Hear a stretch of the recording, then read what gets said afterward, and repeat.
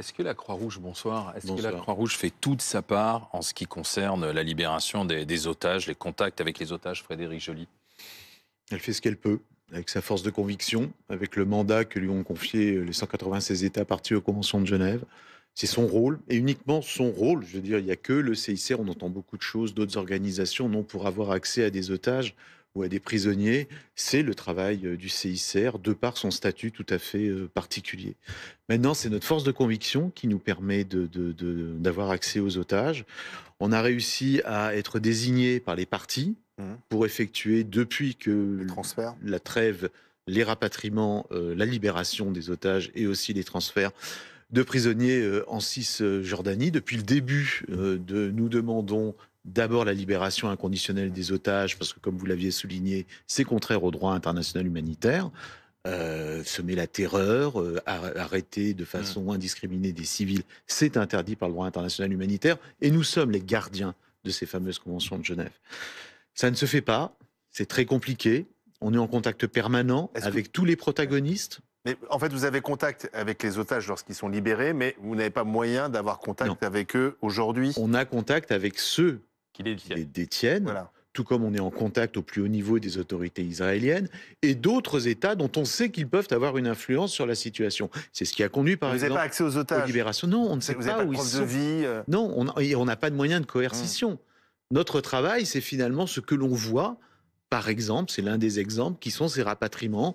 Maintenant, On vous interroge sur cette question, justement, quels sont vos contacts et vos moyens d'avoir des informations, parce que l'ambassadrice d'Israël tout à l'heure, qui était assise à votre place, se plaignait peut-être de votre inaction, et écoutez-la. Écoutez-la.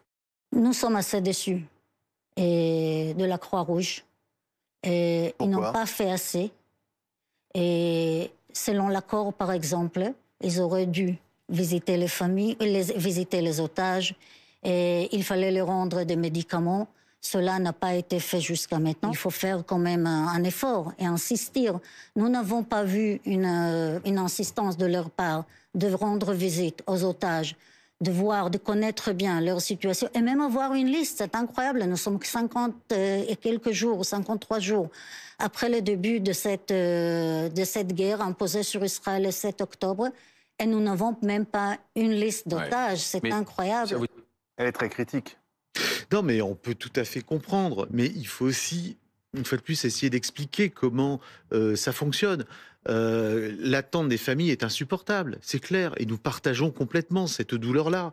On le voit aussi dans tous les contextes de conflits armés dans lesquels on travaille. Après, le reproche qui est fait, c'est... Alors déjà, c'est le comité international de la Croix-Rouge. Dire la Croix-Rouge, non. Je crois que la Croix-Rouge française ou les Croissants Rouges, enfin, voilà, il n'y a que le CICR qui peut effectuer ce genre de tâches. Une fois de plus, à chaque fois que nous sommes en contact, la présidente du CICR a reçu par 3 fois des représentants des familles à Genève, s'est rendue au Qatar juste avant la trêve pour négocier nos priorités humanitaires, nos préoccupations. Là, il s'agissait des libérations d'otages, mais bien évidemment qu'on met aussi sur la table tout ce qui doit être aussi respecté, la libération de tous les otages, l'accès aux familles. On ne peut pas les enregistrer si on n'a pas accès.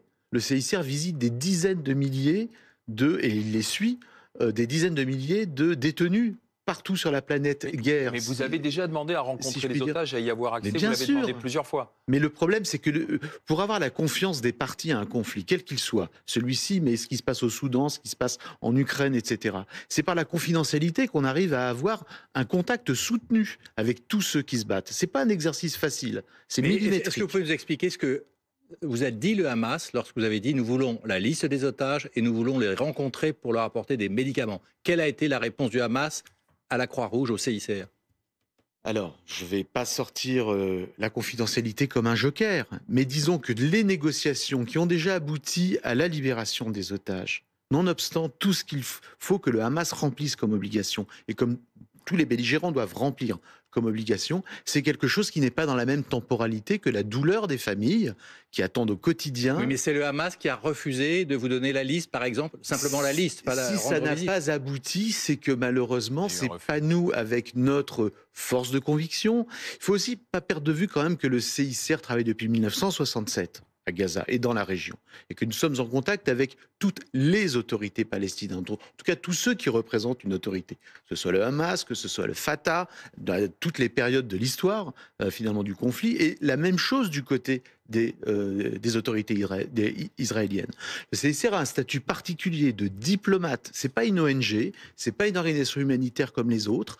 La présidente du CICR a un statut presque de chef d'État, en tout cas elle peut rencontrer au plus haut niveau, et que toute notre diplomatie s'exerce de la base, ce que l'on voit par exemple avec les 4x4 qui vont chercher les otages en ce moment, jusqu'au plus haut niveau des États. Mais vous n'avez caché aucune information, ni rien aux familles, ni aux Israéliens. Mais on n'a rien à cacher. Alors, je veux dire, on ne prenait pas parti dans ce conflit. Non, mais c'est la question qui est posée. Si on prend parti, on perd l'une des deux parties. On a besoin de cette confiance-là. Sauf que ça, parfois, c'est pas compréhensible. Bien sûr, absolument. On se dit, finalement, vous êtes du côté des terroristes. Non. Si vous voulez. Voilà.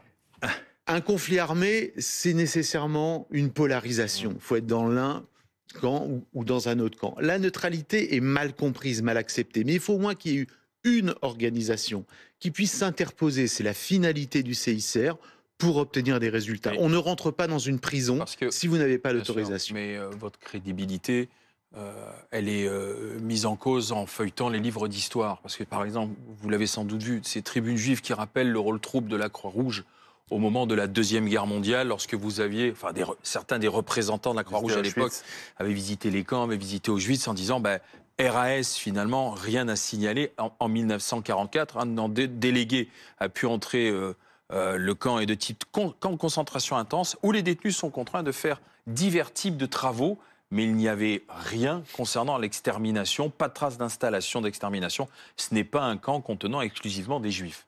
Alors, il y a eu une faillite de l'institution. Maintenant, et c'est pas pour exonérer de la responsabilité de cette époque-là, mais le CICR était beaucoup plus petit. Pour vous donner une idée, par exemple, il y avait un représentant du CICR en Allemagne qui était dans les locaux de la Croix-Rouge allemande de l'époque, dont c'était l'aigle nazi qui tenait cette Croix-Rouge. Ça, c'est la première chose. La deuxième chose, c'est qu'il y a eu un véritable débat en 1942, où le CICR se doutait bien que ce qui se passait en Pologne avec ces déportations massives savait bien que la Pologne n'avait pas les moyens de nourrir toute cette population. Donc il y avait quelque chose de grave. Et finalement, il s'est agi de savoir si le CICR allait faire une dénonciation publique ou pas.